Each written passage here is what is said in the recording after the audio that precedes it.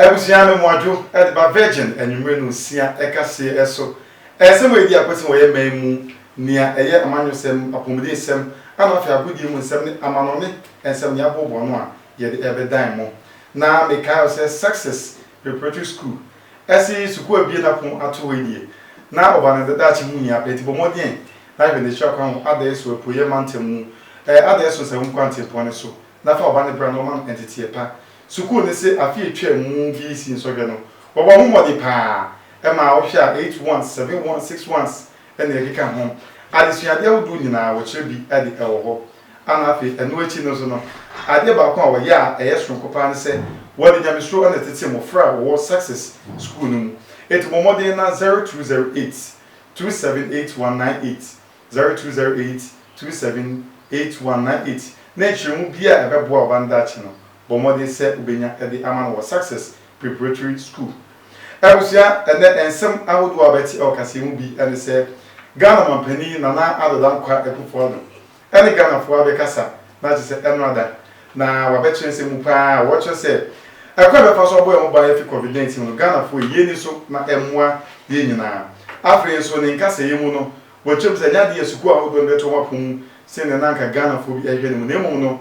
Ghana Education Service at church for a year, no more funny memoir come and more and from. What I say also about to say, nurses won't cook as your Ghana hammer, or the Atuja say, a nurse for being noon, and a bay a hammer chip, and a COVID-19 yadi at me at it your pa. Yabat also the other on my penny and some nine, original and nepa, when you make us see you. Now my penny say, March was made a deal in the Vassina, what do I hear anymore? 7 back, net media COVID-19. Obekrebi edi abana ne papa pa ana Ghana for enhwe animu na afi so yegusu ejina ensemo mapende beti animu ne de na haru na idrusu ensemo ni kulma shi dwani wo de atudwa watchim se o mapeni won de ho de se se ebeka se June ana Ghana ni bia benya vaccine bi no emu wa penti abeya wo hwe na wonye bibi enfa ho afi so o mapeni eka se mo de atudwa wo se tabo o de ato wedding ne yie ni ekeka ho so no o moa on bebo gram ya no mo sampa Ghana for this one ko ban so ho kadwemu a wo so ebe shipa ye beto so na ye de agudi musem another Ghana Premier League no ya de agudi ahodo eba so eno so ne pie bia wo beti ni yakwa ko pie mu so ewo amane nsem dia na be ni man no wo se so person di man pani obenu mu a wo bie enkwate want to bra na be fa form na fe feeling na bia ekoyi ese wo ni pie ani aboa no se virgin enwure no sia ekasia ya de bedan me a mejebre e de kasia bre mu din e de pa kwesi dimanche ma me twa no na me ba ye fa nhwemu ento so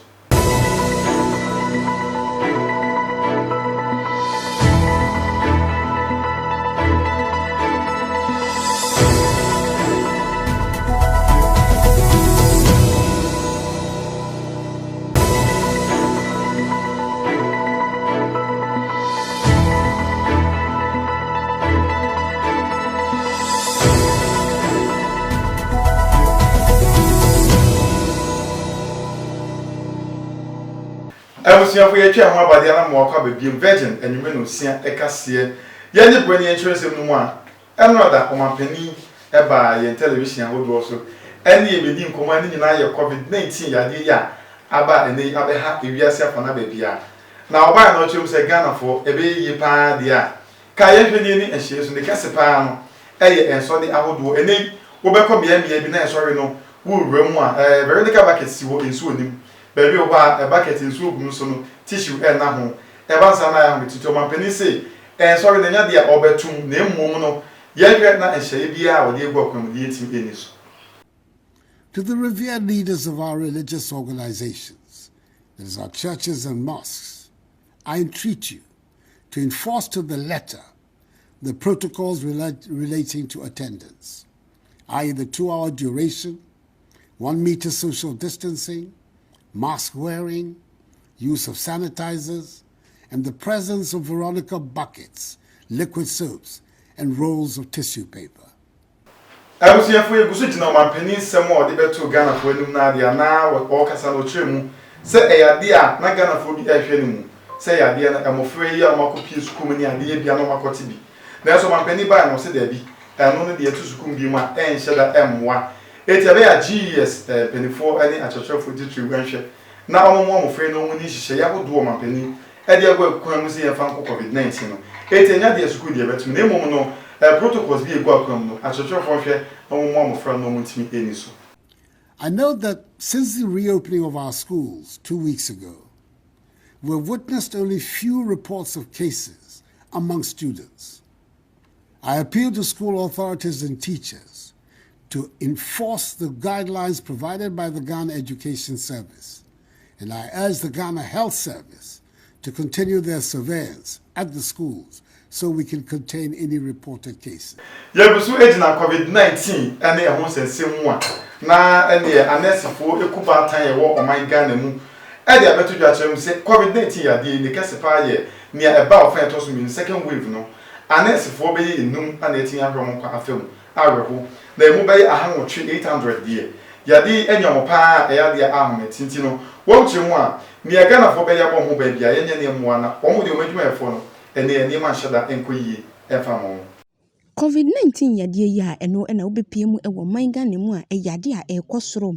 esoro kwa na ekwo eno enam so ema ayaresabia hodo ewo manga ne mu no emu anesefo ene midwifefo no ewu na emu ewu eno enene ababeto edwase anesefo makomaku enum ena womo asanto anananom ewo nsie do esan COVID-19 yadie yi enti eno ena anesefo ene ayaresabia hodo ewo manga ne mu egina sa kwanya so eka se Ghana fuo no ye ma yeni enna ho sebe timemuni bia ma nenya ne dadwen esan se COVID-19 yade no yade wo ho papapa eyie efi afia etwemu besi afiwe mu no yade COVID-19 no si ehwe afiwe mu de na eno de ano odin pan se echiwa ene sebe wenwu a na de beka no na eswa enti ye momoden se hihye ya hodo a empanifo de agu akwan mu se ye be ohoro yensa ye be hye nose mask emponi ye betete yentem ene hyehyeye bia na anu ya de ye mampani ede aba betu edwase ma ye nye yie ma ye nkɔ party no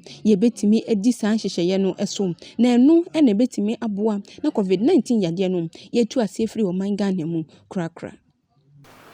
COVID-19 ahosem ana ne egusu gina mu virgin enwe no sia ekase bia na mampani kase mu no wode atodwa se enkosi beye bosumi etosomi ensa afi mu match ede na watimi aboa pa ma vaccina ewiase afana obi ahwe ne mu no Ghana for offend kan yesa etimi aka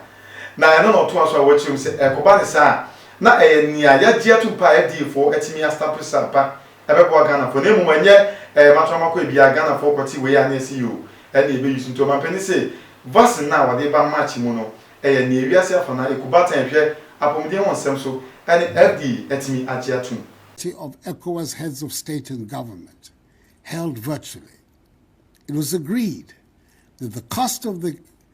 COVID test for inbound ECOWAS nationals be pegged at $50 United States at the Kotoka International Airport. The cost of the test for non-ECOWAS nationals still remains $150 United States. ECOWAS nationals and travelers who test positive will bear the cost of the mandatory isolation and treatment. Ghanaian nationals, however, who test positive upon their arrival into the country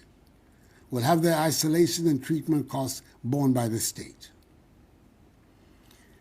Fellow Ghanaians, in update number 21, I indicated that Ghana is set to procure her first consignment of the COVID-19 vaccines within the first half of this year. Since then, a lot of work has been done towards the realization of this. Our aim is to vaccinate the entire population with an initial target of 20 million people. Through bilateral and multilateral means, we're hopeful that by the end of June, a total of 17,600,000 vaccine doses would have been procured for the Ghanaian people. The earliest vaccine will be in the country by March. The Food and Drugs Authority, FDA, will use its established processes for granting emergency use authorization for each vaccine in Ghana. As President of the Republic, I assure you that only vaccines that have been evaluated and declared as safe for use in Ghana will be administered. Government will continue to monitor our COVID-19 situation and will remain resolved in ensuring that we are able to return to normal daily routines. I remain hopeful that if each one of us embraces fully the safety protocols and we continue to put our faith in the Almighty, we will emerge strongly from this pandemic. Yet also COVID-19 emudiana haruna ijusu and the NDC caucus machine jomwa one and a year or penny with you meaning. Was all my penny some of the say Enkosi June and sana Ghana Libya ebetimi enya vaccine I don't want who buy etia COVID-19 yadi no. And yet they said that HAE adding was imuwa pa. Where you say yadi and they at yet so men will be a dream one day. No more penny because June ton Anna Yebinya vaccine will be a person as well. And Conco Buenti, how I do with your say, June the Mua pa. Kwasi adaya ena Ghana yama mpeni woni yen ebedi nkomo eye branu nkomo woni yedi efa yade COVID-19 nu eho no eno ena kwasi adaya woni yebedi ye na woni kasa mu no ena wodi tu dwa se yade COVID-19 yade no esoro kwa na ekọ enti nhihye ye bi ewo ho a wodi banda to so ebi etise ayiyeyo wodi nkofo makomako adununum ena obetimi adiyeye sanso ena wedding ene parties ahodo no wodi banda to so se until so obeka se monye no eno ena mbetimi ayem eno ena woni kasem wodi tu dwa se eyade wo mo ehwe anim se march busumi emu no eye COVID-19 eduro no ebetimi aba oman Ghana emu na ama Ghana so ye ho etimi atoyen eno ena nei Haruna Ijusu onimonyamfo wono ena ye edom kuma omo ewo mehye bedwafie omo wodi wo mo anim ena ne wodi ababetu edwa se eyade mampani na nadodanko akofo ado eye June anase March busumi na wo ka se COVID-19 eduro no ebetimi aba oman Ghana mu ne die eyade a ewa entinka ebeya se die yade no esoro kwa na ekọ no woni ne mpanifo emmomodin se won bebo mo ho modin pa eyie se eduro no animanimu ya ebetimi aba oman Ghana mu na etimi aboa na yasan COVID-19 yade no wo mo anya bi ene afoforo nso am ye nyanya bi no yebetimi die asi ano ekwan Yet also na yekoso ejina COVID-19 mu dia na eno adomampani ekasa emu no asemba kon kan ya akofa broken heart by pa ye eyie parties weddings any night clubs ni adia yasani tabuato so ene obebi no bi ni nakodunkua o ma ya arrangement bibia dana kwan mu efu ahodo ehye mo ene ade wo kuyaba o ma penis enya amaso eno na ekobansa na wo hwe Ghana for bis dabi ye beta kokuo mu ni aye na me amene me okani ye kotete ba bi ni ye wedding na why ni bi wo se saasem ya wakan no be pass random checks e wo mo an na tax force bi na montin so na organize be chew pa say mo te ba bi na you make your bride ni ade mo ye bia e she den twa yi wo ho ebetimi ahero. As we step up public education and enforcement of the protocols of public gatherings, let me also state that regulatory agencies will undertake random checks to ensure conformity with these rules, and the security services will be tasked to enforce them. You do not have to be arrested by the police before you wear your mask. Your workplace should not be closed for non-conformity with the protocols. If there's no urgent reason for you to be outside, please stay at home. Each one of us can help to contain the spread if we continue to practice the measures of social distancing, washing our hands with soap under running water, refraining from shaking hands, and wearing our masks whenever we leave our homes. These measures must be respected by all. I urge you, my fellow Ghanaians, to continue to pay attention to your health, improve your fitness levels, and eat our local foods that boost your immunity. Should you at any time feel unwell or exhibit the most common symptoms of COVID-19, such as fever, dry cough, tiredness, please report to the nearest health facility and get tested. COVID-19 tests are free for all Ghanaians at public health institutions. If a Ghanaian citizen returns a positive result, the cost of care at isolation and treatment centers will be borne by government. Ebusia yafa agudie mu sem entoa kase ne so.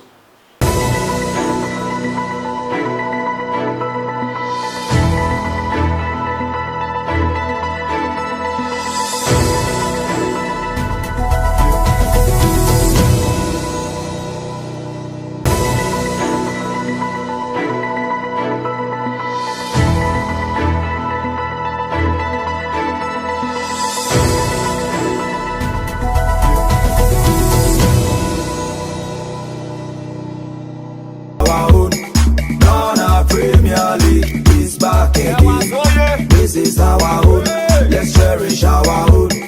Women's Premier League is back again. I don't see a day what dog can want. And EJ can want. Get the ratio more. Say a day what dog can want. And EJ can want. Get the ratio more. I know the Ghana Premier League. I can see how do a course of pie. I shall see if you are done. If you are done, Ugo Pimo Bechem, Agopramaso, and Bechem United. 8 years or 11 wonders move, as shall come in, son, and my almost move back home. I would hear no Yakani a bit at was a minute. Then the Okopima Kivisa, Bobo Kulum, as of Bricum, Chelsea move, Ebom, a cat and 9 Emomuti move me and son, and then the Napa press a basketball goose Bemupa. After house of folk, 8 meets in a fee, Emma, Oli Daddy, Oli COVID-19, Oli nose mask, 8 me show Mumu, Ebom Camino, Emma almost anti me and see a candy. Quasiada now, Kensia Canina, Eddie Ebi. Na Ashanti Gold ene kotokodi obi entimi anto atena Ediana Stars entimi tena fie etwe busuan do asomo de boani obi a sheka no mienu enter license so entimi an shebi north fie ana Lagos Cities slave boys no mutimi koya o mutimi ko sheka baako Carolina United so tena fie ebo mediama eka mienu a ono so entimi antibi Elmina Sharks ene Dreams ekowie 2-2 a obi entimi eni kunim e wosa kwan so ana West African Football Academy Wafa Etina fi bo Liberty Professionals e kan num a won so antimi anti emu ba kokra na e kusu gina bukansi mu nsem de a na ma pani e kasa no e bi so a bukansi so wo chemu a woni eye National Sports Authority ana fe GF no be ka bom na ma hwepa sa COVID-19 protocols no a bukansi a wodo be koso no matimi edi so wo se e kan na ke bobo ananka wadi ji won so be hwe bia betimi akọ stadium hodo no na akọ hwe bi na so ene wo se ya fa 1/4 quarter ana enko stadium ti no se nipa be yo ha na ekwa ene nu be edunu enu ana be kwa ni na na eboa akanyade COVID-19. The National Sports Authority and the Ghana Football Association should ensure compliance with the 25% capacity rule in our stadia, with spectators respecting the social distancing rule and wearing of masks. Mami chan hona me ba me wi kase no ewo amanfoforo so ensem. We've been there. Ghana Premier League is back again. Since the days of Shamokwe, we've been there. Division 1 League is back again. Since the days of Abeta Saki, we've been there. Women's Premier League is back.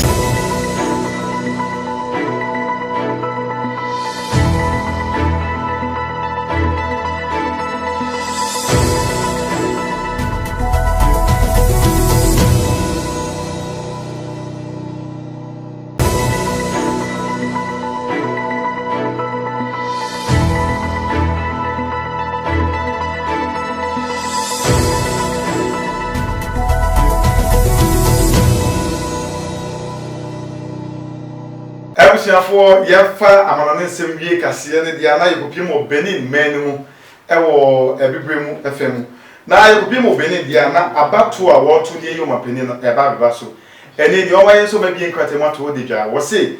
wo Benin menu na odwo di pa se obetimi agina se mampeni a bibia ensu kwa be file nomination na wankasa so privilege na dachi bi no watimi abo amman mpuntu akonene Epo busumi no emu meche afi musome mako a etoso enan no ena Benin oman no wo mo beto wo aba no mo de yi mampani e wo mo man no emum eno ena bato commission wo ho wo de aba bonten se eyade aso wani gye ho nko an se wo begina se yento wo so aba na wo meye mampani e wo Benin man no emum emfie ye ebeyi mudia na ne akonya no abeda ho se bra na abefa wo form na tworo fa bre wo mo no mo hunu se enkofo dodo sei ena ye gida se yento wo mo so aba wo kasa no ena wo de to aso se eyade afi abato wo mo eba beto no wo mpese bibia eda ho fine na emu enye kronjen na obia ehunu enti na wo mo ahyase a wo mo ege nomination forms enti no se wo pe na se wo pese yento wo so aba dia ene befa wo form efi adwuade yi na obi bia hunu se wo ena wo begina se yento wo so aba wo mo abato commission pani a ne din ede Emmanuel Tiando ono ene de sasem we etudwa na aha ana ebruma kwan enyumu ensem ebo ano se virgin kase ye ni nyina ede asi na meka se ensem awodo di akoti okase mu bi ene se o ma pani na na da kwa kufu abekasa eno ada wode nsem to Ghana fam se ye hwe pa na ye ni covid-19 hye no enyina so ne kase pa na ye sorry ahodo saso no bekasa o chemu school die enya de ye betu ne wo ma chochofo hye na mo friend ntimi ni ehye ne so yejina covid-19 mu ana anesifo kubatan wo man Ghana mu se anesifo num de o makro mo kwa covid-19 sa no emu beye ahanwotwe enso de yade no akoma to ho a enyasem kuma o mapani se match bosumi ya die ni ya no wo be na vaccine no Ghana fo nsa ka bi na ba na ye ne ye FDA approved afere nso no hari na idrusu se o mapani e ka se June ana Ghana ni bia betumi nya vaccine na emu wa pa nti o mapani enko ne chi no san bra bi mu o mapani e de atudwa e wo ne kasa ye obekasa mu ni se hye de egu akwam no we ni so wan show mask ene ade ukote baabi timi koye yi wedding e de a checks na eye random no wom timi ye no mo saka wo waso e be hye pa ye to aso kopie mu wo agodi mu semo na no so tin so mapani se woni National Sports Authority NGFA e ka bo mahwama agodi mu semo ahodo be ko so memu teams no umatimi edi covid-19 protocols no eso ana afi so ne kowie e wa manone Benin man no e be to abeyi mapani wo ma bi nkrata mu se woji hu di abra na be file nomination success as obi na ko success wo ada esu kodie nim wo se abofran so fi crutch e de ko GHS 3 wo beti atene pa man that ife BC wo mtimi e bo mmodi afi twam afi bia so wo yade bo mmodi na hwe machi kwan wo ada esu se wo kwantimpo ne so na so bandage enwie no yie 0208278198 0208278198 mi aje bre ekenkan kase mi ni ene pa Kwesi Dimanche. Me wa money hwa adehye.